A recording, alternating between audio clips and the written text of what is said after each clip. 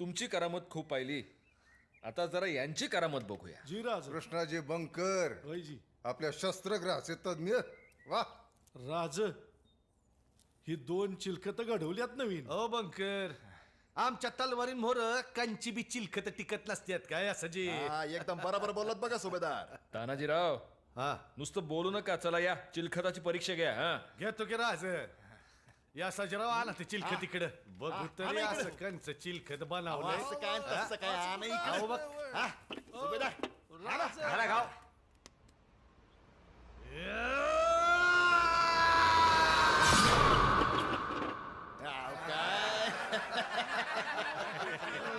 असं कुठं असतंय वय तानाजीराव? अहो मग तुम्ही सांगा कसं असतंय ते. हा अहो कंच बी चिलखत जमिनीवर ठेवून घाव घातल्यावर ते तुटणारच किंवा. हो मग चिलखत चांगलं आहे हे समजणार कसं. या शाजीराव चिलखताची परीक्षा अंगावर घालून करते. मग तेच तर रे. आता ते अन कोण करणार हो. नाही म्हणजे असं करताना खपायचा एखादा.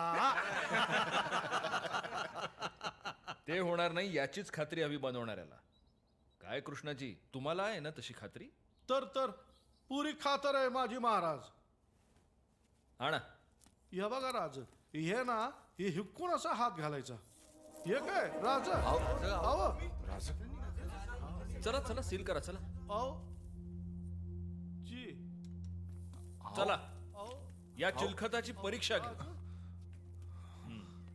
आता सगळ्यात जोमदार हात कोणाचा?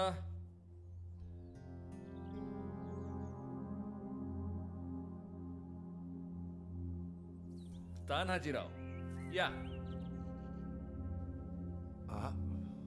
महाराज म्या चला, या बख्तराची परीक्षा घ्यायची आपल्याला. एक चांगला जोरदार वार काढ, चला. नाही नाही राज, हे असलं बापाच्याने बी व्हायचं नाही. तान्हाजीराव, आपल्याला चिलखताची परीक्षा घ्यायची, वार काढा. तानाजीराव नाही राज. तानाजीराव, आमची आज्ञा आहे, वार काढा, नाहीतर आज्ञा मोडली हे मान्य करा.